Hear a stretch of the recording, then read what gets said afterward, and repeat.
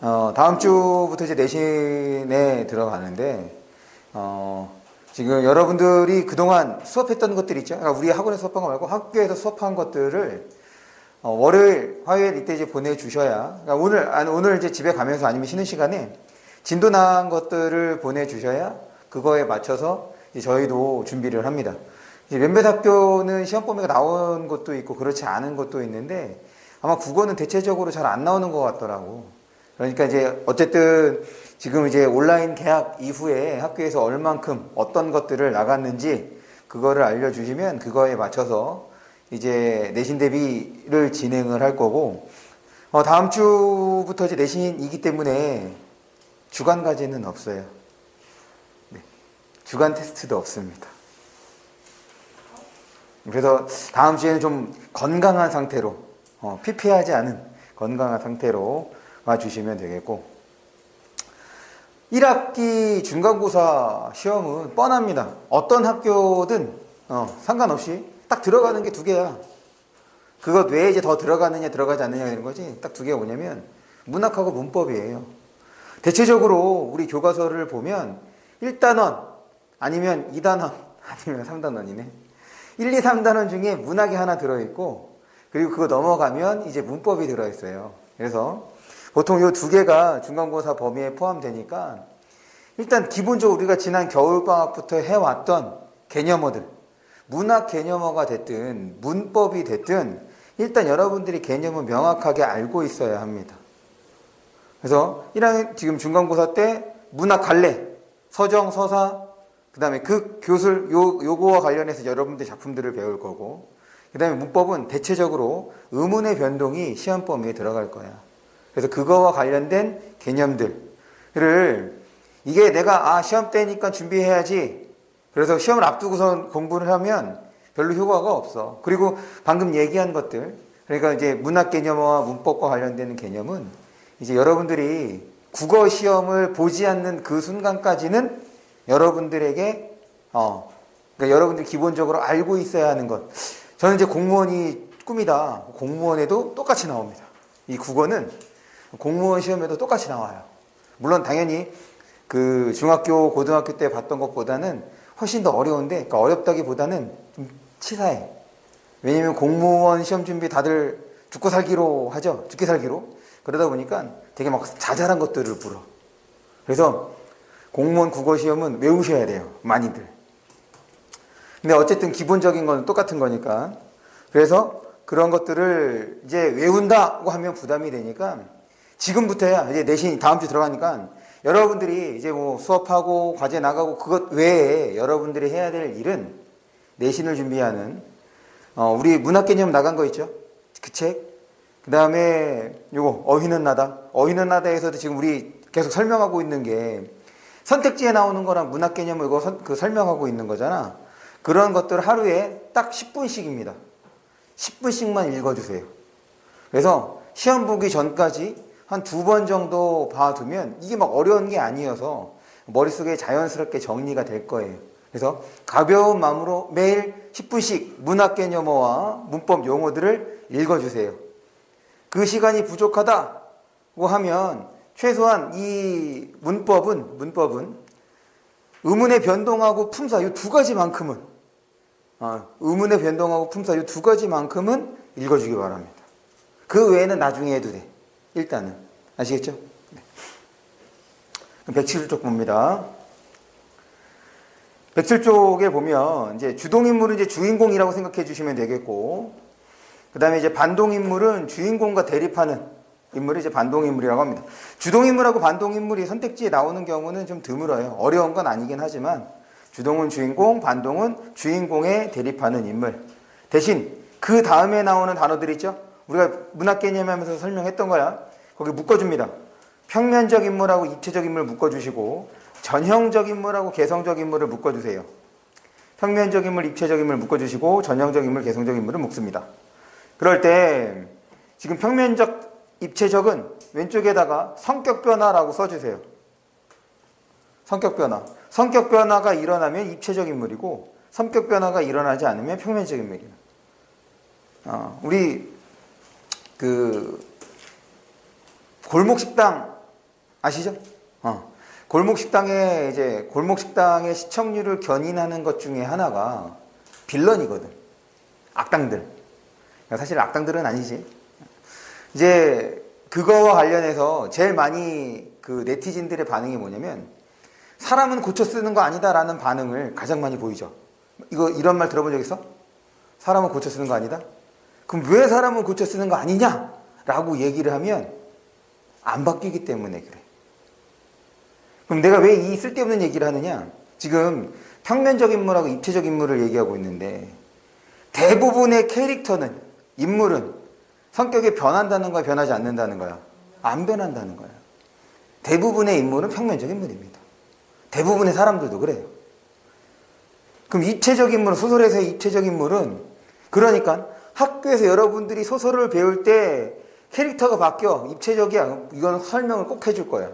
그 어떤 소설이든 간에 입체적 인물이 여러분들이 배우게 된다면 꼭 기억해 둡니다. 많지 않기 때문에. 같은 방향, 똑같아. 전형적 인물하고 개성적 인물도 똑같아요. 전형적 인물에서는 거기 대표에다가 동그라미 쳐주세요. 어떤 집단을 대표하면 전형적이야. 그렇지 않으면 개성적입니다. 물론 현실에서는 여러분들 모두가 개성 있고 저도 개성이 있어요. 그런데 이거를 이제 문학으로 좀 한정해서 보면 왜 내 개성이 뭘 개성인가? 개성이 없어 보여? 얼마나 개성이 있어. 맞죠? 고마워요. 역시 복귀하고 난 다음에 반응이 달라졌어. 여기 복귀석이에요, 복귀석. 네. 근데 참 재밌는 게 3학년은 이 자리 엄청 싫어하거든. 왜냐면 이게 제가 좀 수업중에 좀 집중하지 않는 친구들을 제가 이쪽으로 좀 소환을 합니다. 그럼 이게 어떤 안 좋은 점이 있느냐? 마스크를 벗고 수업하죠. 야, 물론 지금은 그러면 안 되지만 마스크를 벗고 수업하면 어떻게 되겠어? 코로나 때문에 나잖아. 일반적으로 대화할 때 우리가 보이지 않는 침방울이 얼마나 튄데? 한 1000개에서 2000개 정도가 튄대요. 근데 저는 이제 아직 그 치아가 고르게 나지 않은 편이라 제가 여기서 수업을 하면 흥건해집니다. 다행히 이제 마스크를 써서. 만약 마스크 안 쓰고 수업했으면 여기는 복귀할 수가 없는 자리인 거야. 왜 그 은행이나 이런 데 보면은 투명, 요새는 코로나 때문에 다 투명 끼게 해놨잖아. 앞으로 그렇게 해놔야 돼. 그래야지 이 자리를 앉을 수 있는 거지. 농담이에요. 갑자기 이거 왜 한 거지? 녹화도 하는데. 다시. 저 개성적인 인물이죠. 네. 그게 중요한 게 아니고. 이것도 똑같아. 대부분의 소설에서 등장하는 인물들은 전형적 인물입니다. 그래야지 뭔가 주제의식을 전달하기도 수월하고, 또 뭐 듣냐면, 결국 우리가 이제 문학을 본다면, 이렇게 사는 사람이 있구나. 공감과 이해가 필요한 거잖아. 그러려면 전형적이어야 돼. 정말 독창적이야. 그게 어떻게 이해가 돼? 무슨 소리 이해가 돼? 정말 개성적인 인물이, 야, 저렇게 살 수도 있고, 무슨 소리야? 저렇게 살지 말아야지. 이런 생각이 들걸? 그러니까 대부분의 인물은 개성적이다. 내가 왜 이 얘기를 하냐면, 개성적 인물의 설명을 봐봐. 개인으로서 특징이 살아있는 인물로 현대소설의 인물은 대부분 아니야. 너네 여태까지 그 학교에서 설명 들으면서 야, 이 인물은 개성적 인물이야. 너네 이런 거 들어본 적 있어? 별로 없어. 다 전형적 인물로서 설명을 하지. 혹시, 그래, 설렁탕. 운수 좋은 날. 이거 많이들 알잖아. 운수 좋은 날. 사다 줬는데 왜 먹지를 못해? 막 이런 거. 츤데레의 전형이죠. 어쨌든 거기에서도 그 김첨지가 대변하는 것이 도시 하층민들을 대변하는 거잖아. 그러니까 대부분 소설에서는 전형적 인물이란 말이야. 그래서 학교 설명에서든 혹은 우리가 문제를 풀면서든 제가 입체적이다, 개성적이다, 학교에서 마찬가지야. 입체적이다, 개성적이다 하는 인물은 여러분들 꼭 기억해 주길 바랍니다. 그 다음 직접 제시와 간접 제시 묶어주세요. 일단 문학에서 직접이라고 하면 해당하는 말이 나와야죠. 그리고 지금 이 파트, 우리가 107쪽에서 보고 있는 이 개념어들은 다 뭐와 관련되는 거냐면 대체적으로 소설과 관련되는 거예요. 야, 소설에서 전달하는 사람, 전달하는 역할을 하는 인물이라고 하면 좋고, 그런 대상을 뭐라고 불러? 세 글자로? 소설에서 전달하는 역할을 하는 사람, 대상을 뭐라고 불러? 그리고 서술자라고 부르죠. 무슨 말을 하고 싶은 거냐면 지금 거기에서 인물의 성격이 직접 제시가 되고 간접 제시가 됐대. 그럼 제시하는 대상이 누구라는 거야? 제시하는 역할을 하는 사람이 서술자라는 얘기인 거지. 그러면 이거를 이제 구분을 해야 돼. 물론 여러분들 1학년 모의고사도 그렇고 그 다음에 1학년 내신에서도 거기까지는 이제 물어보진 않겠지만 여러분들이 혼동할 수 있는 것이 해당하는 낱말이 나오면 직접이라고 했으니까 큰 따옴표 안에 예를 들어서 나랑 유경이랑 대화를 하고 있는데 대화하는 중에 서진이에 대해서 유경이가 누군지도 모르고 서진이가 누군지도 모르는 거 아니야? 이 복귀석에 앉아있는 친구가 유경이에요. 그 뒷자리에 앉아있는 친구가 서진입니다. 그래서 이제 유경이 나랑 서진이 뒷담화를 까고 있었어. 서진이 막 걔는 말이야 성격도 안 좋고 이렇게 되겠단 말이야. 농담이에요. 뻥이야. 왜 얼굴 빨개지고 그래? 뜨끔한 거 아니죠? 네. 유경이 좋아한다. 유경이 좋아한다. 다시. 그래서 지금 얘기를 했어. 성격도 안 좋다고 얘기했어. 그럼 누가 얘기한 거야? 내가 얘기한 거지. 이게 지금 소설 상황이라고 얘기를 해보자. 그럼 서술자는, 우리는 인물이고 서술자는 따로 있는 거잖아. 그래서 내가 말을 했기 때문에 이거는 인물의 성격이 직접 제시가 된 거야? 아니지. 내 입을 통해서 나온 거기 때문에 직접 제시가 아니야. 왜? 소설에서 제시하는 역할을 하는 게 누구라고? 서술자. 그러면 따옴표 없이 이렇게 돼야죠. 인물의 말이 아니라 따옴표 없이 그렇게 나왔을 때가 직접 제시인 거야. 그러면 지금 이때는 그래. 지금 인물의 입을 통해서 제시가 된 거잖아. 그러면 선택지가 만약에 직접 제시라는 말을 쓰고 싶어. 그럼 옳은 선택지가 되려면 이렇게 돼야 돼. 인물의 대화를 통해 혹은 인물의 말을 통해 아니면 인물이 이렇게 해야 돼. 만약에 그런 게 없어. 그러면 이거는 직접 제시야 간접 제시야? 간접 제시라고. 아시겠죠?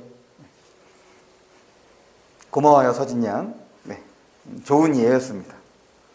잠깐만. 네, 농담이에요. 어떤 게 농담인지는 여러분 다 아시죠? 네, 서진이 성격이 농담입니다. 그러니까 괜히 설명할수록 더 그런 것 같아. 설명은 여기까지. 어쨌든 고마워요. 네. 다음 내적 갈등하고 외적 갈등은 모르는데 우리 내적 갈등의 범위를 넓혀달라고 그랬어. 지금 윤진아 무슨 생각이 들어? 이게 내적 갈등이야. 이게 내적 갈등이야. 집 가고 싶으면 집 가면 되잖아. 근데 못 가고 있어. 내적 갈등인 겁니다. 다시 내적 갈등 범위 넓혀달라고 그랬어요. 물론 일반적인 내적 갈등은 선택이지. 이거 하고 싶다 저거 하고 싶다. 그런데 지금 이 상황에 맞지 않은 생각이 드는 것도 내적 갈등이 될 수 있다. 그 다음에 외적 갈등을 봅니다. 외적 갈등을 보면 개인과 개인, 개인과 사회, 개인과 운명 이렇게 되어 있는데 우리 사회랑 멱살 잡고 싸울 수 없죠? 운명과도 멱살 잡고 싸울 수 없어. 그래서 1차적으로 드러나는 갈등은 뭐밖에 없냐면 개인과 개인의 갈등이야. 갈등하면 무조건 우리 설명할 때 뭐라 그랬어? 갈등을 확인했어. 갈등이면 당연히 부정 반응이겠지? 갈등 확인했어. 그럼 뭐 생각해야 돼? 그렇지, 원인. 왜 그 갈등이 벌어졌는지를 따져야 이거는 사회와의 갈등이다. 이거는 운명과의 갈등이다. 이렇게 정리가 될 거예요. 그 다음 고전어휘를 봅니다. 그 1학기 중간고사 때는 시조를, 그러니까 학교마다 조금씩 다르긴 한데 조금 국어 문제를 어렵게 내려고 하는 곳에서는 시조를 많이 활용을 할 거고 외부 작품으로서 어디냐면 선택지에 넣을 거야. 그렇지 않다고 한다면, 그러니까 좀 보통 평이하게 좀 쉽게 문제를 내면 시조는 보통 2학기 때 많이 씁니다. 그래서 아까 전에 우리 내신을 준비하는 과정 속에 학원에서는 당연히 시험 범위에 해당하는 거 설명을 할 거고 그거와 관련된 문제를 풀 거란 말이야. 그것만이 국어에서 나오는 게 아니라고. 국어는 종합적인 걸 요구한다고 얘기를 했으니. 그래서 이제 내신 그 개념어들 여러분들이 좀 평소에 준비해 달라고 얘기를 했던 거 아니야. 거기에 더불어서 지금 우리 어휘는 나다의 첫 번째 1권에서 1강부터 보면 다 우리 시조가 들어있었잖아. 시조도 읽어주세요. 시조도 읽어주세요. 딱 그 정도 수준입니다. 그 정도 선에서 읽어주시면 돼요. 지금 거기에 고전어휘를 보면 삼공이라는 단어 있죠? 삼공에다 동그라미 쳐주시고 첫 번째 도곤에다가도 좀 동그라미 쳐주세요. 요거는 따로따로 기억해 주세요. 도고는 뭐라고 해석하는 거냐면 거기에 있는 것처럼 보다. 이게 얘는 이제 비교 부사격 조사가 되는 거죠. 뭐뭐보다 좋다. 뭐 이렇게 쓰는 거야. 도고는 보다. 그 다음에 삼공도 기억합니다. 삼공도 자주 나와. 삼공은 이거 삼정승을 말하는 건데 영의정, 우의정, 좌의정을 말하는 거예요. 삼정승. 이게 왜 중요한 거냐면 삼정승, 이 영의정, 우의정, 좌의정이라고 하면 이 조선에서 양반이 오를 수 있는 가장 높은 관직이죠. 이거 위가 이제 바로 뭐야? 왕이 되는 거니까 양반에서 오를 수 있는 가장 높은 관직이 요 삼공이 됩니다. 그 다음에 만승도, 그 밑에 나오는 만승도 기억합니다. 만승 쭉 설명하니까 뭐라고 했어요? 천자 되어 있죠. 천자는 곧 뭘 말하는 거냐면 황제를 말하는 거지. 천자는 황제입니다. 고전소설에서 천자가 나온다? 고전소설에 천자가 나온다? 그러면 중국을 배경하고 있다 이렇게 생각해 주시면 돼요. 왜? 이 고전소설은 언제 만들어지기 시작하냐면 조선시대에 만들어지기 시작합니다. 그런데 조선에는 황제가 있어 없어? 없어요. 중국을 섬기는 나라가 이제 조선이었기 때문에 조선은 왕이죠, 왕. 그래서 이제 조선 개국 할 때도 이제 명나라 황제한테 가서 이제 우리가 이렇게 고려해서 조선으로 바꿨습니다라고 허락을 구한단 말이야. 형식적인. 그래서 고전소설에서 천자가 나온다, 황제가 나온다고 하면 이제 중국을 배경으로 하고 있다. 이렇게 처리해 주시면 됩니다. 그 다음에 나머지는 크게 문제가 될 게 없겠네요. 그래서 다시 한번 시조를 여러분들이 보실 때는 꼭 소리내어 읽어보기 바랍니다. 네, 됐어요. 그럼 우리 교재. 지난 시간에 예고한 대로 우리 교재는 14쪽이에요.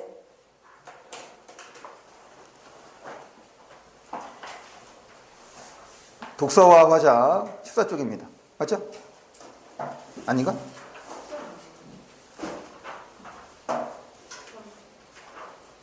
우리 뭐 안 했어?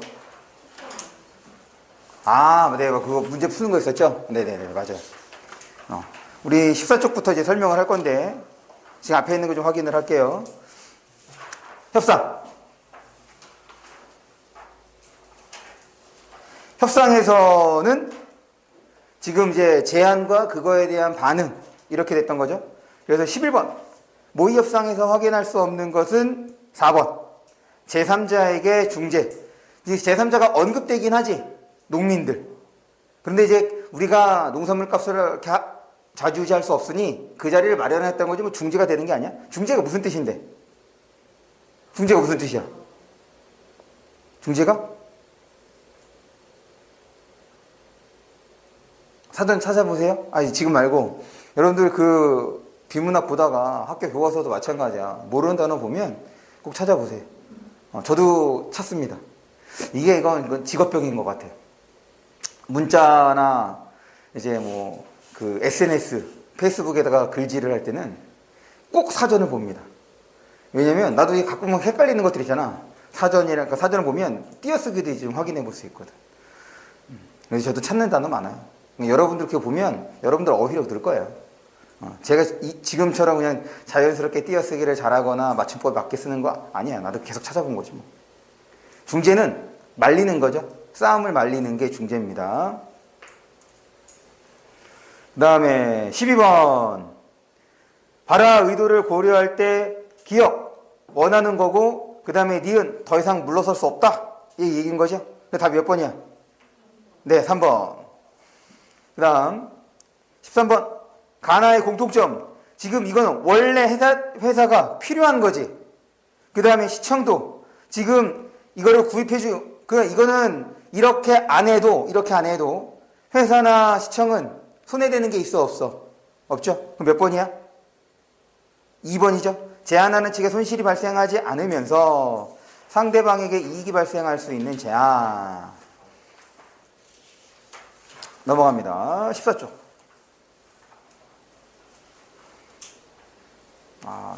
큰일 났네. 덥다. 벗으면 되는데. 벗으면 안 돼요. 배가 출렁할 테니까. 큰일 났네, 이거. 제가 가디건과 자켓을 입는 이유는 한 가지밖에 없어요. 물론 추운 것도 있긴 한데 너무 배가 도드라져 보여. 그래서 영상도 찍는데 오늘 어제 날씨 좀 추웠던 것 같은데 왜 이러지 오늘? 여러분들이 공부에 대한 열기 때문에 그런 거였구나. 네. 바로 고개를 숙이죠. 네. 복귀석의 위험입니다. 봅니다. 지금 이제 강헌연설 발표 14쪽 이제 보는데 지금 이거랑 장문을 한 번에 설명할 거예요. 이게 쭉 이어집니다. 왜 그러냐면 지금 우리가 이제 발표, 그래, 강연연설 여러분들이 할 일이 별로 없으니까 발표라고 생각을 한번 해보자. 발표할 때 그냥 바로 발표하지 않죠. 발표할 때 발표 준비를 할 거 아니야. 그 발표 준비한다고 생각을 해보자. 발표 준비 과정이야. 처음에 뭐부터 해? 그렇지. 주제를 정하지. 뭐에 대해서 발표할 것인지. 그래서 이제 그 요새와 관련된 얘기를 하면 그래, 코로나 예방법. 그래서 처음에는 주제를 뭘로 할지, 그 다음에 이제 목적, 설명을 할 거냐 아니면 설득을 할 거냐, 주제와 목적을 정할 거 아니야. 그러니까 발표 준비, 발표 계획, 주제, 목적 정하기, 이거를 이렇게 발표와 관련된 계획을 세운다 라고 해볼게요. 그래서 지금 코로나로 정했어. 그럼 그 다음에 해야 될 일은 뭘까? 그렇지. 자료를 수집해야죠. 일단 자료를 수집할 때는 주제와 관련된 거 싹 다 모으는 거야. 그러고 난 다음에 뭐 해야 돼? 그렇지. 선별해야죠.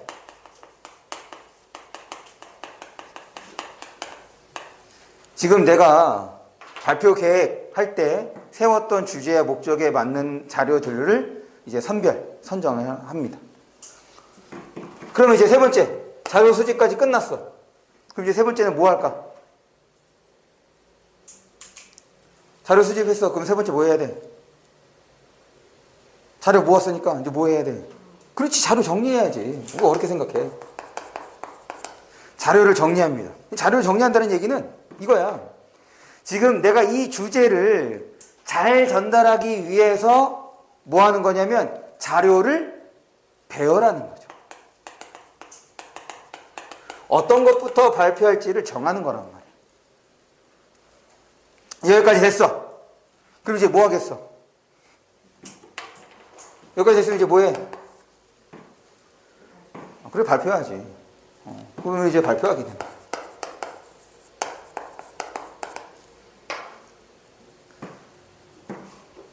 발표 준비 과정. 근데 이거는 뭐랑 똑같냐? 이게 여기 넘어가니까. 제가 이거를 뭐랑 비교하면 글쓰기 단계랑 좀 비교를 해볼게요. 조금 더. 다음에 나오긴 하지만 글쓰기 단계를 비교해 볼게요. 첫 번째. 글쓰기 단계 첫 번째는 계획하기입니다. 그럼 계획하기엔 뭐 하느냐? 발표 준비했던 것처럼 주제, 목적, 독자, 그 다음에 이것이 실릴 매체, 이런 것들을 고려해서 계획하는 거예요. 그 다음 두 번째. 두 번째는 내용 생성하기라고 얘기를 해요. 내용 생성 어렵지 않아요. 뭐야? 자료 수집하는 거야. 똑같아. 그 다음 세 번째입니다. 아까 자료 수집하고 난 다음에 자료를 정리한다고 그랬지. 그걸 이제 뭐라고 하느냐? 내용 조직하기라고 얘기를 해요. 이거 우리 중학교 때 봤던 거야. 그래서 배열하는 것, 이 내용 조직은 뭐와 관련되는 거냐면 바로 개요와 관련되는 겁니다. 이제 그러고 난 다음에 뭐 해야 돼? 그러고 난 다음에 그렇지, 여기 발표했잖아. 그러면 이제 표현하기. 그럴 때 지금 이 발표는 뭐로 이루어지냐면 말로 하는 거죠. 여기에서는 글로 표현을 합니다. 이 차이밖에 없어. 마지막입니다. 다섯 번째는 고쳐쓰기. 그럴 때 봐봐. 글쓰기 단계랑 발표 준비 과정을 비교해 보면 결국 글쓰기 단계에서 발표하기까지 똑같아. 맞죠? 과정이 똑같아. 그런데 지금 우리가 화법과 작문을 여러분들에게 말 시켜보는 것도 아니고 글쓰기 하는 것도 아니란 말이야. 결국에는 지문을 통해서 우리가 문제를 풀고 있는 거지. 그렇다는 얘기는 과정이 똑같기 때문에 접근하는 방법도 어떻다는 거야? 그렇지, 같다는 거야. 그래서 지금 여기에 있는 설명을 하면 그대로 장문까지도 한 번에 쭉 일사천리로 우리가 정리해 볼 수가 있습니다. 됐어요? 그러면 우리 14쪽 마저 볼게요. 그래서 지금 이에 대한 설명은 우리가 이제 이어서 살펴볼 장문하고도 관련이 된다. 다만 지금 화법은 지문, 텍스트의 유형에 따라서 어떻게 접근할지를 설명을 한 거고, 그 다음에 이따가 장문을 볼 때는 글쓰기 단계에 맞춰서 문제가 어떻게 출제가 되는지, 어떤 유형이 있는지, 그래서 유형별로 접근하는 방법을 설명을 할 거예요. 계속 봅니다. 강연연설 발표, 이제 강연발이라고 부를 거야. 얘는 한 사람이 여러 사람 대상으로 특정한 목적을 이루기 위해 하는 말하기서 아까 목적은 크게 두 가지. 설명과 설득, 이렇게 생각해 주시면 되겠고, 당연히 주제와 목적을 파악해야겠죠.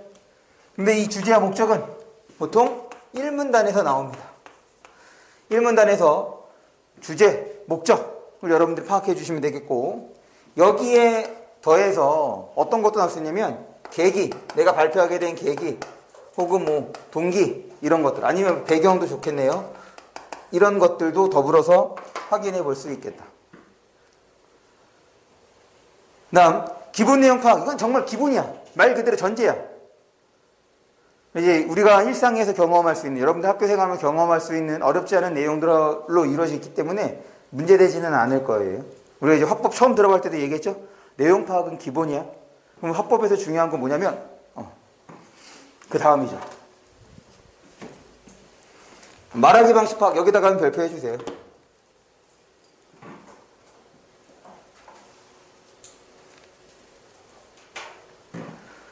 지금 우리 칠판을 보시면 첫 번째 표, 두 번째 표가 나오는데, 첫 번째 표는 이미 우리가 어디서 봤던 거냐면 대담 면접에서 봤던 거예요.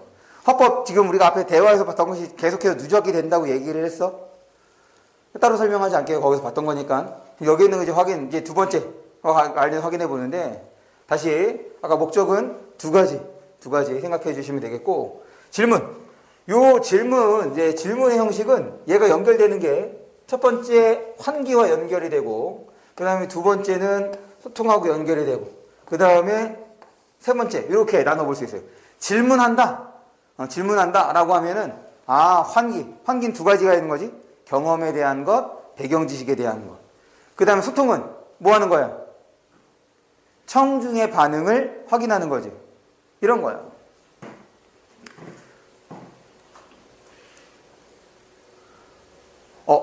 맞아. 요새, 이게 작년인가 재작년에 나온 지문이었었는데, 비문학 지문에 뭐가 나왔냐면, 요새 금성의 밝기가 밝다고 얘기를 하죠. 한 평상시에 4배 정도가 밝대. 이거 너네 별로 그런 거에 관심이 없구나. 호기심이 전혀. 그냥 그렇지. 학창 시절엔 내 공부하는 것도 힘들어 죽겠는데 다른 거에 어떻게 관심을 두겠어. 그래서 어제 이제 누군가 사진을 찍어서 봤더니 지금 이제 초저녁, 초저녁에 해질 무렵에 한 7시에서 약간 6시에서 7시 정도 사이인 것 같아. 그때 이제 금성이 보이거든. 샛별. 그리고 이제 사진을 찍었는데 달하고 좀 비교가 되더라고. 지금의 달이 초승달인 거고, 근데 금성은 이제 거의 보름달처럼 이제 동그랗게 보입니다. 쓸데없는 또, 여러분 관심이 없으니까 내가 또 설명하게 됐잖아, 이거를. 봤다고 한번 해봐. 봤어, 안 봤어? 그래요. 이 반응을 확인했단 말이야. 그래서 질문을 하게 되면 뭐 경험을 확인한다든지, 반응을 확인했어. 그럼 이제 소통이 되는 거죠. 상호작용. 그 다음에 하나가 뭐 있냐면, 문답법이에요. 말하는 사람이 묻고 대답하고. 그래서 질문하면 이렇게 세 가지 양상을 우리가 이제 확인을 해주면 되겠다. 그 다음에 요 담화 표지는 뭐냐면, 이어질 내용. 이어질 내용을 예측 가능하게 하는 표현입니다.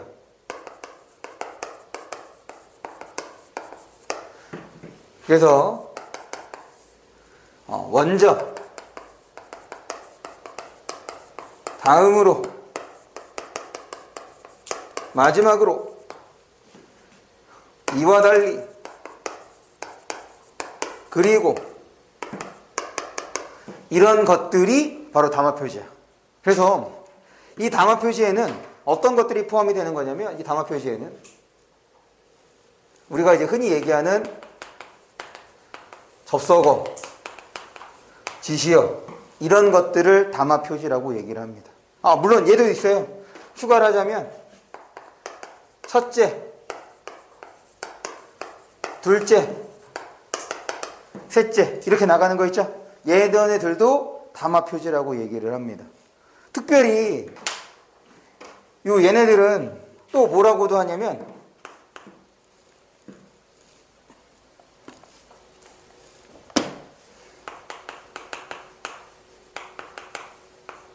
항목화라고도 얘기를 해요.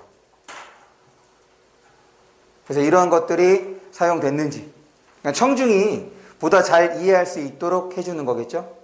그 다음에 시공간의 흐름 특별히 문제될 게 없겠고, 그 다음 문제 해결. 고등학교 수준에서, 고등학생의 수준에서 문제 해결은 뭘 없애는 방식이라고? 그렇지. 이 문제 해결은 원인을 분석하겠죠. 해결 방안은 어떻게? 원인을 제거하는 형태로 이루어진다는 것. 그 다음에 인과는 원인과 결과가 되겠고, 분류는 얘는 종류를 드러내는 방식이야. 그 다음에 분석은 구성 요소인데 쉽게 얘를 분해라고 생각해 주시면 돼요. 분류와 분석 구분해야 돼요. 분류는 종류를 드러내는 방식이고 분석은 분해다. 예를 들어서 꽃이야. 꽃을 분류한다라고 하면 진달래, 개나리, 민들레 이런 것들이 되겠고, 꽃을 분석한다고 하면 암술, 수술, 꽃받침, 꽃잎 이렇게 이해하는 것이 바로 이제 분석, 그 다음에 그 앞에 얘기한 것이 분류. 됐죠? 그래서 종류, 그 다음 분해 기억해 주시고. 매체 활용은 다양한 걸 이용할 수 있겠지? 시각, 청각, 그 다음에 동영상. 그 다음에 요약 및 정리. 이런 것들이 지금 이제 발표할 때 반영이 되는 거고, 당연히 지금 이 설명한 것들은 기본적으로 우리가 작문 문제를 풀 때도 여러분들이 판단할 수 있어야 돼. 오늘 주간 테스트, 지난주 주간 테스트에 빈칸 채우기 계속 있었잖아. 최소한 우리 교재에서 제가 설명한 단어만큼은 여러분들이 알고 있어라. 이렇게 생각해 주시면 됩니다. 됐죠? 네. 그러면 지금 거기에 있는 연습 문제를 한번 풀어보고 넘어갈게요. 왜냐면 작문은 이렇게 지금처럼 자세히 설명할 필요가 없어. 이미 다 설명을 했으니까. 그래서 거기 있는 거 좀 확인하고 작문으로 넘어가겠습니다. 거기 있는 거 풀어주세요. 14쪽, 15쪽. 제가 왜 그 3학년 문제지 EBS 수능 특강 화법과 작문을 여러분들에게 적극적으로 권장하는 이유가 지금 이제 이런 것 때문이에요. 지금 설명한 거를 쭉 돌아보면 어떤 표현 방법이 들어있는지를 신경을 쓰다 보면 내용이 머릿속에 안 남게 되거든. 그러면 이 화법 문제를 풀 때 혹은 작문 문제를 풀 때 지문으로 돌아갈 수밖에 없습니다. 그런데 좀 천천히 읽더라도 내가 내용과 더불어서 이런 것들을 좀 파악하겠다. 이렇게 자꾸 연습을 하게 되면 여러분들의 독해 실력이 많이 좋아질 거예요. 사실 이거 어려운 문제 아니거든. 지금 첫 번째 문제는 표현 방법에 대한 거고, 두 번째 문제가 이제 내용에 대한 건데, 생각보다 이 내용에 대한 문제를 잘 여러분들이 헷갈리는 것 같아. 그렇죠. 여기 뭐 복잡한 내용이 들어있는 것도 아닌데. 그래서 연습이 필요한 거야. 그리고 이 연습은 여러분들의 비문학 실력을 키워줄 겁니다. 왜? 머릿속에 담아내고 있는 거잖아. 무슨 말인지 알겠어? 그래서 화법과 작문은 맞아. 쉬운 거야. 그런데 이거를 그냥 쉽기 때문에 그냥 아무렇지 않게 하게 되면 지금 그러니까 여러분들이 그 국어 실력을 좀 키우는데 조금 더디게 될 수 있어. 화법과 작문이 이긴 하지만 우리가 읽는 내용, 읽은 내용을 이 정도 선에서 머릿속에 담아두는 연습 그 자체가 이제 나머지 연습에도, 그러니까 나머지 문제 풀이에도 상당 부분 영향을 미칠 겁니다. 그러니까 뭐 지금 당장에 어차피 다음 주부터 내신 대비인데, 그래. 선생님 자꾸 이렇게 말씀을 하시니 나도 한번 사서 풀어봐야지. 내신 끝나고, 이제 기말고사 들어가기 전에 그때부터 해도 상관이 없어요. 그래서 이론 연습이 필요하기 때문에 이것이 한 번에 해결이 안 되기 때문에 그 선생님이 말씀하시는구나 이렇게 좀 이해해 주시면 될 것 같아요. 봅니다. 근데 지금 여기 있는 걸 다 읽고 하기에는 좀 시간이 걸리니까 제가 빠르게 여러분들의 반응이 좀 있었으면 좋겠다. 아까 전에 그런 표현 방법들에 대해서 좀 반응이 있었으면 좋겠다 라는 부분에다가 한번 표시를 해볼게.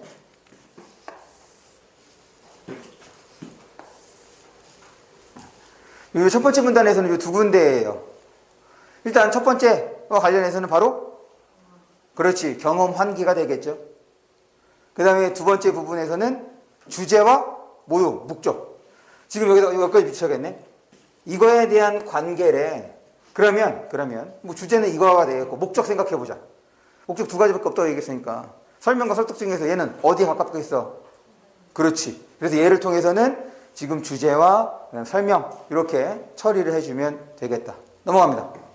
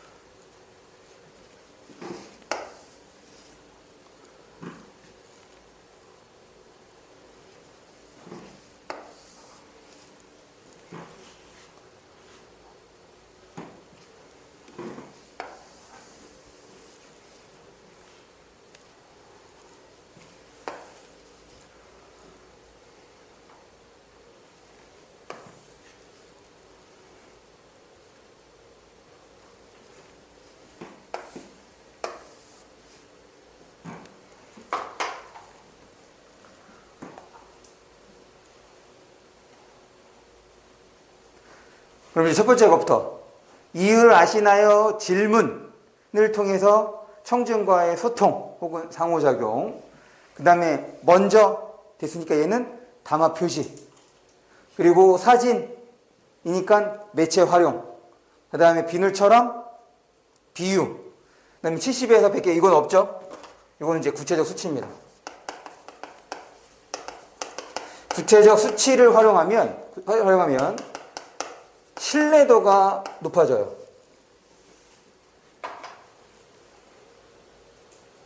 그 다음에 지금 바깥쪽 조직하고 안쪽 조직의 차이지. 그러니까 얘는 대조. 뭐뭐 때문이에요. 이건 뭐겠어 그러면? 그렇지. 인과. 여기도 마찬가지 소통이 되겠죠. 네. 됐습니까? 넘어갑니다.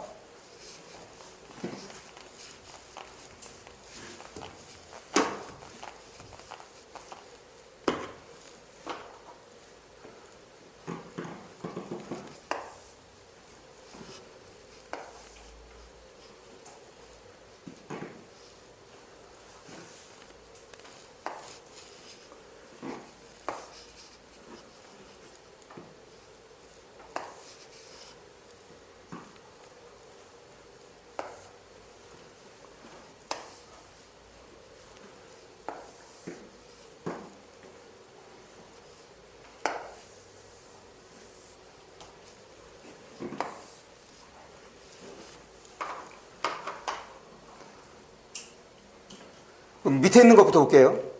지금까지 설명한 내용은 뭐 해주고 있어? 네, 요약 정리해주고 있죠? 이용한 사례래. 그럼 사례 어디 있어? 사례 어디 있어? 그렇지, 위에. 하나는 날씨를 예측하는 거, 하나는 그렇지, 운동복. 됐어? 이게 사례가 된 거야. 그런데 이 사례를 어떻게 끌어왔냐면 다 고한대요. 이거 어떤 표현이지? 어떤 표현이야? 고합니다. 고어. 그렇지, 인용. 지금 인용 표현을 통해서 구체적 사례를 지금 소개하고 있는 거지. 됐습니까? 하나 남았네? 요거. 지금 이게 목적이 뭐야? 설명이야. 그런데 얘는 생각, 의견이죠. 그러니까 지금 뭔가 설명하는 발표에서 얘는 발표자의 의견, 발표자의 느낌 이런 것들이 나오면 그런 것들에 대해서도 좀 확인이 필요하다.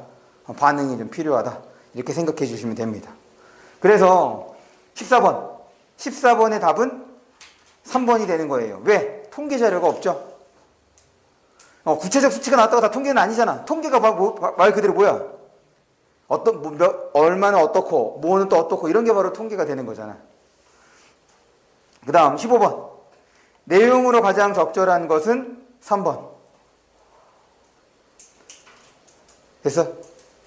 그래서 지금 우리가 방금 풀어본 문제는, 화법에서 기본적인, 표현 방법과 관련되는 것, 내용과 관련되는 것, 이렇게 물어본다고 생각을 해주시면 됩니다. 쭉 넘어갈게요. 장문으로 넘어가서 26쪽.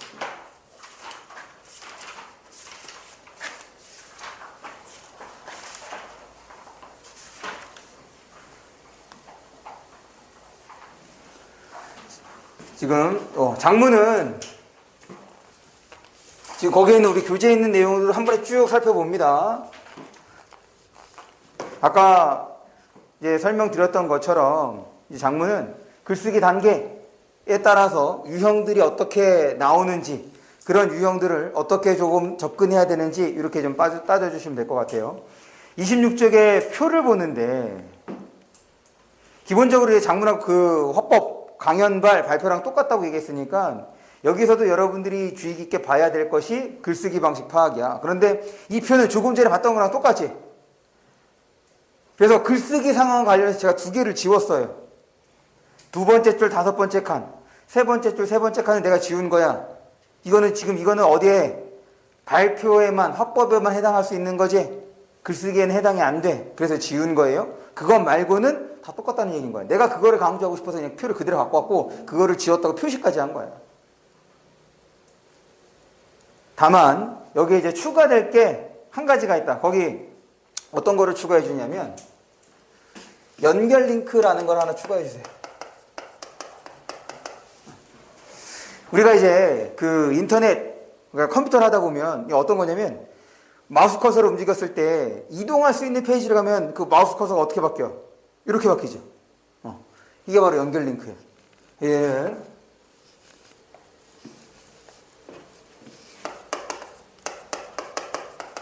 손가락 모양이 뜨는 걸 말하는 거고, 얘는 뭐와 관련되는 거냐면 그걸 이제 하이퍼 텍스트라고 얘기를 합니다. 페이지를 이동하는 거. 그리고 얘는 어디에서 나타나는 거냐?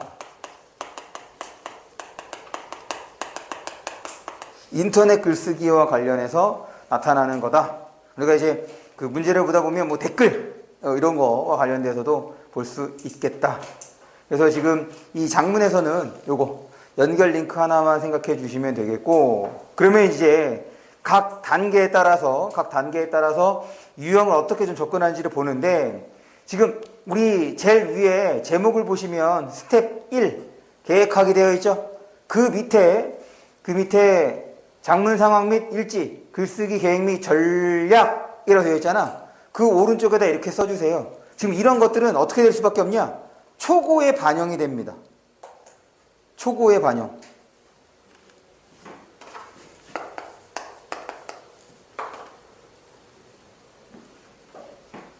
그래서 기본적인 것은 조금 전에 설명했던 발표랑 똑같아요. 다만 이제 밑에 예를 들어 좀 문제를 보면, 연습 문제를 보시면 지금 26쪽에 있는 거 장문 상황 주어졌죠? 그 다음에 27쪽을 보시면 장문 상황과 신문기사 다음에 학생의 글 이렇게 되어 있는 거지. 그럼 장문 상황 읽을 때 이런 내용이 밑에 반영이 되겠구나 라고 생각해 주시면서 읽으면 되겠고, 또 한 가지는 지금 26쪽과 같은 유형이다, 26쪽과 같은 지문이다 라고 하면 지금 학생의 초고를 읽을 때 A, B, C, D, E 이걸 하나씩 견줘보면 되겠지. 대체적으로 이 순서대로 초고에 실립니다. 이 순서대로. 또 한 가지는 문단별로 시키는 경우도 일반적이야. 문단별로. 그러니까 한 문단 보고 위에 있는 거 확인해주고 한 문단 보고 그래서 어려운 문제는 아닌데, 이 32번 문제는 그걸 조금 더 꼬은 거예요. 한 번 더 생각해 볼 수 있게 표현한 것 뿐이다. 됐어? 결국 계획하기, 제목 옆에다가 계획하기 이렇게 씁니다. 강연발과 같음. 강연, 연설, 발표와 같음.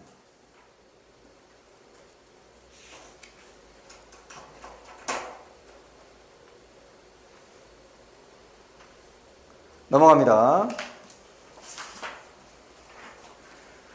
두 번째, 내용 생성하기. 내용 생성하기에서는 자꾸 아까 생각해보면 자료지 자료. 자료에다가 동그라미 쳐주세요. 자료 활용 및 수정 보완이야. 자료 활용 및 수정 보완. 그래서 그 오른쪽에다가 뭐라고 써주시냐면 주어진 자료는 모두 활용됩니다. 주어진 자료는 모두 활용된다. 그럼 얘는 이제 어떻게 접근을 하냐? 그 밑에다 씁니다.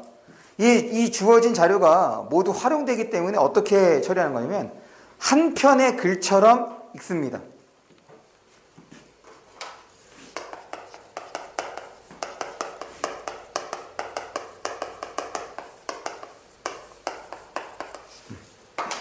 그래서 얘는 연습이 필요해요. 어떻게 글처럼 읽느냐? 봐봐. 밑에 이제 연습 문제를 볼게요. 다음을 읽고 물음에 답하시오. 이제 가부터 봅니다. 학교 급별 체험활동에 연간 참여 현황이래. 현황. 현황에다가 동그라미 쳐주시고 이 헌법과 장문에서 현황이라는 말이 되게 많이 쓰일 거야. 현황은 무슨 뜻이야? 그렇지, 현재 상황이야. 보통 이제 실태라고 하면 비슷한 건데 실태는 보통 어떤 때 써? 실태나 현황이나 비슷합니다. 차이가 있다면 실태는 부정적인 상황에 많이 쓰는 단어야. 실태는. 계속 볼게요. 그러면서 이제 밑에 막대 그래프를 보는데 우리가 표를 볼 때 가장 먼저 봐야 되는 것이 있죠. 표나 그래프를 볼 때 가장 먼저 어떤 것부터 봐야 될까? 그렇지. 가로축, 세로축, XY축부터 먼저 보는 거죠. 그래서 이제 가로축 봅니다. 견학, 공연 관람, 자연 체험, 축제 및 행사 참여. 결국 얘는 체험 활동이죠. 제목에서 확인했던 체험 활동에 대한 구체적인 거야. 그 다음에 이제 세로축을 보는데 학생 1인당 참여 횟수고 막대 그래프인 거니까 막대가 의미하는 거 확인해 보면 초중고, 초중고, 초중고, 초중고 이렇게 나가고 있어. 그럼 이제 표를 읽어야지. 그러면 고등학교로 진학할수록 체험활동의 횟수, 참여 횟수가 어떻게 되고 있어? 그렇지. 그래서 가는 그렇게 읽어주는 거야. 이건 뭐 당연한 거죠. 표를 읽는 건. 그 다음에 이제 나를 볼 때야. 그럼 한 편의 글처럼 읽는 거니까 무조건 앞에 나오는 내용하고 연결을 해야지.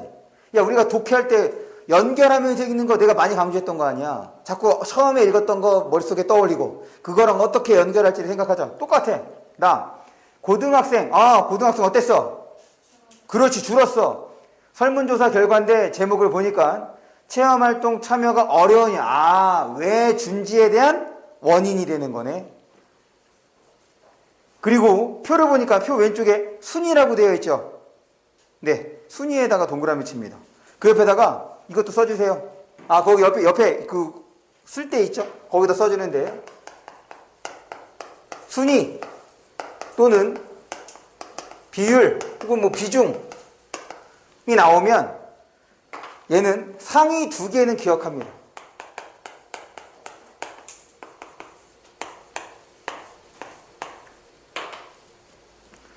순위나 어떤 비율, 비중이 나오면 상위 2개는 기억해 주세요.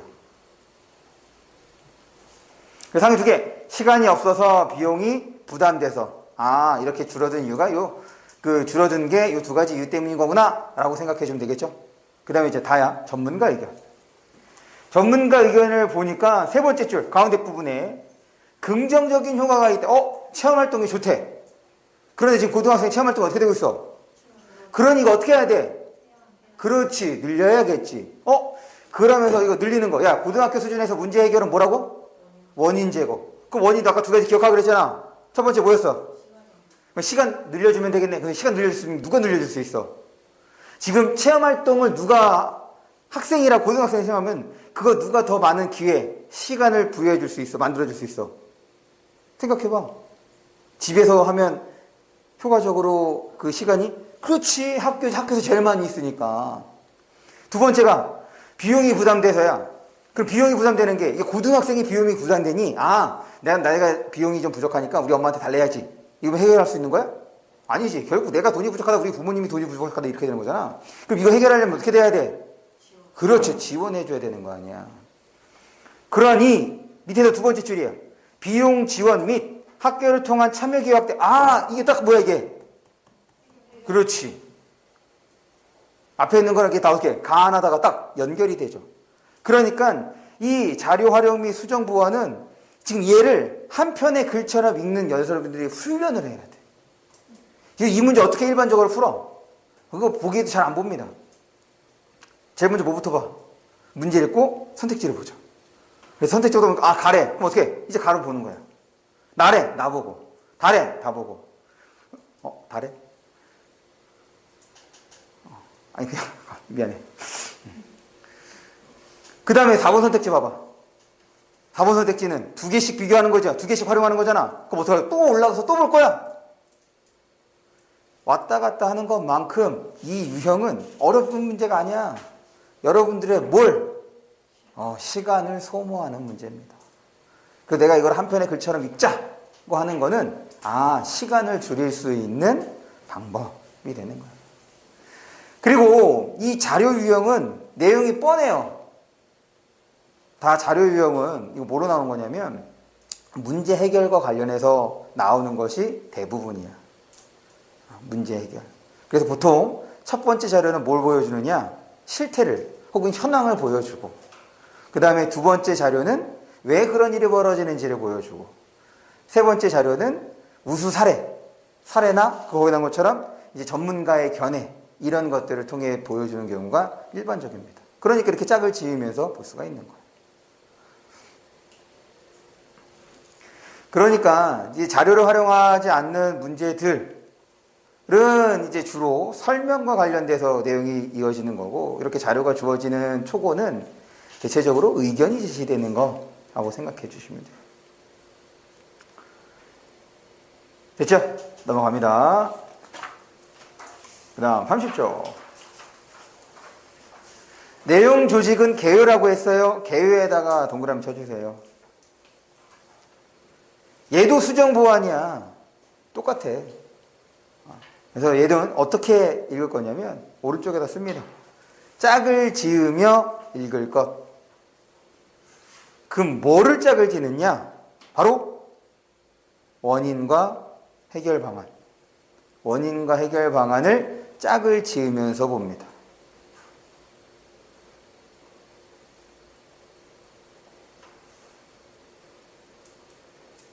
그럼 그 밑에 연습 문제를 보면 거기 본론이 있죠? 본론의 1, 문제의 원인 분석 가를 읽었어. 전기 에너지 생산 시설의 부족과 노후화를 보고 난 다음에 짝을 지으면서 보라 그래. 그럼 얘와 관련된 짝이 바로 뭐냐면 해결 방안의 바로 뭐야? 가야. 원인의 가를 보면 해결 방안의 가를 봐. 그래서 가끼리 연결해 줍니다. 이게 짝을 지으면서 보라는 거야. 볼까요? 지금 다시 원인부터 보면 원인의 두 가지죠. 가의 원인의 두 가지입니다. 부족과 노후화지. 그 부족하다는 거니까 어떻게 하면 돼? 만들면 돼. 노후화 됐으니까 어떻게 하면 돼? 교체해야죠. 이 두 가지란 말이에요. 이 두 가지. 그렇게 해서 지금 가를 봐봐. 시설 확충이래. 뭐가 안 돼? 노후화에 대한 게 해결이 안 되지. 그랬더니 쭉쭉 점점점점 디귿이야. 3번 선택지 봐봐. 디귿. 전기에너지 생산시설의 확충과 노후시설 개선. 맞아 틀려? 맞아 틀려? 다시. 지금 얘를 고려하여 그 부분을 이렇게 어떻게 보완한대잖아. 맞아 틀려? 맞죠? 왜냐면 지금 이의 가에서는 거기 노후화에 대한 해결책이 없잖아. 그런데 지금 3번 선택지는 그게 빠졌으니 그거를 지금 채우자. 그 얘기인 거지. 그럼 얘 옳은 선택지가 되는 거 아니야. 이해했어? 이 개요는 이렇게 문제를 풉니다. 어렵지가 않아요. 그렇다 보니까 최근에는 개요 문제가 거의 안 나와. 그럼 개요 문제를 이 개요를 어디서 써먹느냐? 아까 전에 우리 장문일지 있죠? 거기다 이제 집어넣는 거야. 그래서 개요 보여주고, 그 다음에 이제 초고가 되는 거지. 똑같습니다. 개요를 볼 때는 짝을 지으면서 읽어달라. 됐죠? 그리고 얘도 앞에서 봤던 자료랑 똑같아. 문제 해결식이야. 그러니까 이렇게 짝을 지으면서 보면 되는 거지. 그 다음 31쪽 표현하기입니다. 거기에서는 조건에다가 동그라미 쳐주세요. 밑에 연습 문제를 보시면 조건에 조건 1, 조건 2가 있죠. 그래서 이 조건이 있는 문제는 정답을 찾는 문제가 아니라 오답을 지워나가는 형태라고 생각해 주시면 돼요. 무슨 말이냐면 거기 두 가지 조건이 제시가 됐어. 그럼 대체적으로 어떠냐? 앞부분, 그러니까 첫 번째 문장이나 두 번째 문장에는 첫 번째 조건이 반영이 돼야 되겠고, 세 번째 문장에는 두 번째 조건이 반영이 될 거란 말이야. 근데 첫 번째 문장과 두 번째 문장을 읽었는데 첫 번째 조건이 들어가 있지 않아. 그럼 걔는 틀린 선택지가 되는 거지. 그래서 얘는 정답을 찾는 것이 아니라 오답을 지어나가는 방식으로 푸는 것, 이렇게 생각해 주시면 됩니다. 마지막이에요.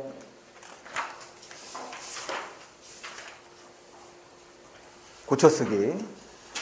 지금 이 제목 밑에 고쳐쓰기를 보시면 이제 4가지 단계로 고쳐쓰기를 하는데 글 수준, 문단 수준, 문장 수준, 단어 수준 이렇게 되어 있죠.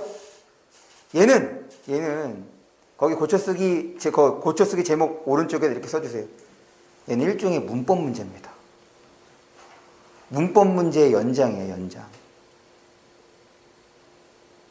그래서 얘는 우리가 이제 바로바로 확인해 줄 게 내용과 관련되는 거는 바로 처리를 하고 그 다음에 문법과 관련되는 거는 마지막에 처리를 할 거예요.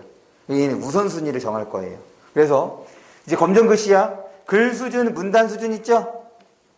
글 수준, 문단 수준 거기에다가 문단 수준까지 이렇게 해주고 얘가 우선입니다. 글 수준과 문단 수준에서 우선 처리를 하는데 얘와 글 수준과 문단 수준에서 나오는 용어가 있어. 대체적으로 얘는 통일성이라는 단어와 응집성이라는 단어로 선택지에 나올 거예요. 그럴 때 이 통일성은 주제야. 우리 이거 중학교 때 썼던 거지.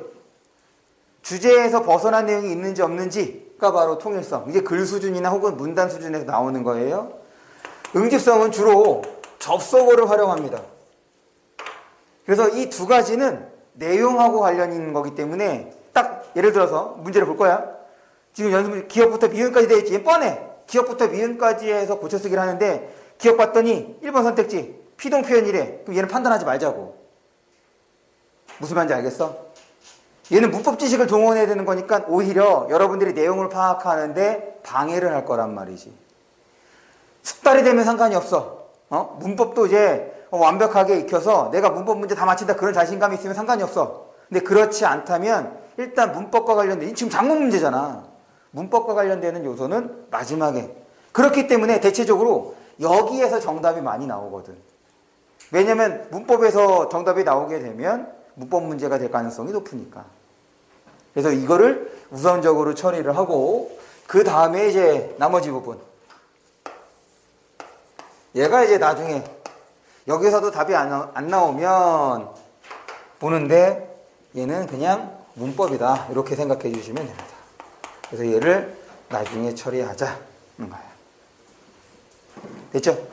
그래서 화법과 작문을 세트로 좀 연습을 해 주시면 여러분들에게 좋은 시너지를, 기본적인 단어들은 좀 외워주시고 시너지를 보여줄 수 있을 거다. 그래서 지금 아까 26쪽 있죠?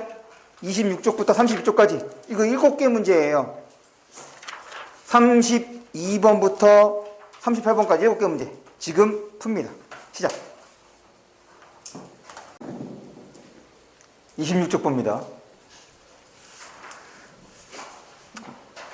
여기 있는 거는 지금 아까 전에 그 솔방울 해서 다 그렇게 봐주면 돼요. 여기 있는 질문들을. 그래서 유형에 맞춰서 어떻게 접근하는지 설명을 했으니까 제가 이제 답만 쭉 불러드릴 거예요. 그래서 혹시 여러분들이 이제 궁금한 거 있으면 이제 질문하시면 되는데 마지막 문제에서는 제가 한 가지 설명을 할 거예요. 그 이제 문법이 있으니까. 그러면 32번입니다. 32번 33번 5, 34번 4, 35번 5, 36번 5, 37번 2, 38번 1. 그래서 지금 틀린 거 확인하시고 1분 뒤에 지금 질문을 받고 질문이 없으면 38번 문제 요것만 좀 설명을 할게요.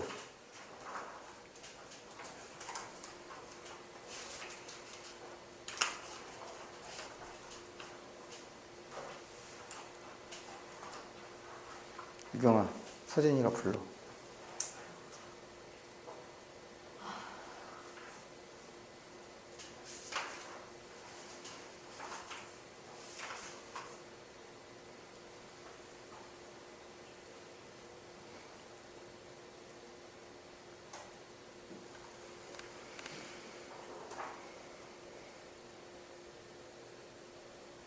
질문이 있으시면 질문해 주세요.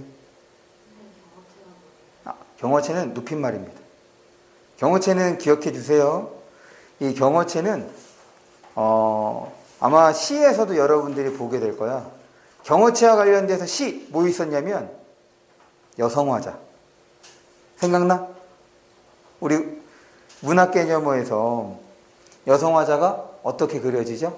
그러니까 물론 여성화자, 그러니까 여성이 쓰는 소재를 활용해서 이제 표현한다라면 이제 여성화자이지만 그것이 없다고 하면 두 가지 소재. 태도. 소극적, 수동적 태도를 보이고 그 다음에 높임말. 경어체를 쓰면 여성화자다. 이렇게 보기로 했던 거 아니에요. 경어체는 여성화자 관련해서도 여러분들이 기억해야 될 필요가 있습니다. 경어체는 높임말이에요. 그러면 38번 설명할게요. 일단 1번에 이제 피동표현. 우리 1학년 수준에서 피동표현 뭐 기억하라고 했냐면은 이중피동 기억하라고 했죠? 이중피동은 어떻게 하라고 그랬어? 이중피동은 어지다를 빼는 거잖아. 두 개가 들어있으니까 어지다를 뺐을 때 말이 되면 틀린 것. 말이 안 돼야 옳은 것. 그래서 되어지다니까 어지다를 빼면 그냥 되다잖아. 그럼 어떻게 돼야 돼? 작성 되진이 아니라 작성된 이렇게 해야겠지. 나머지 이제 보시면 되겠고 5번을 보는데 이게 이제 중학교 때 로서에서 이때 이 서는 생략이 잘 됩니다. 그래서 보통 로로 쓰는 경우가 많아요. 이 써는 수단과 도구의 의미를 띠고 얘는 자격, 지위의 뜻으로 쓰이는 건데 중학교 때 얘를 어떻게 보통 이제 설명을 하냐면 사람, 앞에 이제 사람이 나오면 로서가 오고 사물이 오면 보통 로서가 온다 이렇게 이제 보통 설명을 해요. 근데 이제 그렇게 설명을 하면 한계가 있어. 그래서 이제 정확하게 좀 설명을 하겠습니다. 얘가 사용되는 거는 수단 도구인 거니까 무언가를 하기 위한 거잖아. 그럼 내가 이제 판서할 때 뭐로 판서해? 내가 뭐로 판서해? 그렇지. 그러면 얘와 관련돼서 분필로 이렇게 되겠죠. 그래서 여기에 분필로써 이렇게 써줄 수 있는 거란 말이야. 됐어? 보통 이제 써를 생각하는데 그러면 이 수단과 도구는 뒤에 나오는 동사 있죠? 이 동사를 하기 위한 것이야. 이 동사를 하기 위한 것 이렇게 해석이 되는 거면 수단 도구입니다. 이렇게 해석이 안 되면 서야.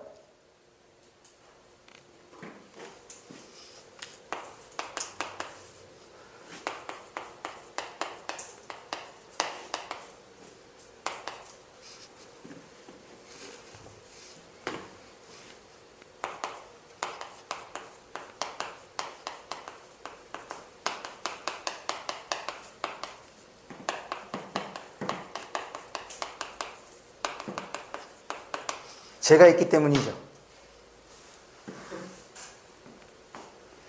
뭐야, 이렇게 반응이 왜 이렇게 늦어? 당연한 얘기라 그런 건가? 우리 다음 주부터 안 보나요? 봐봐.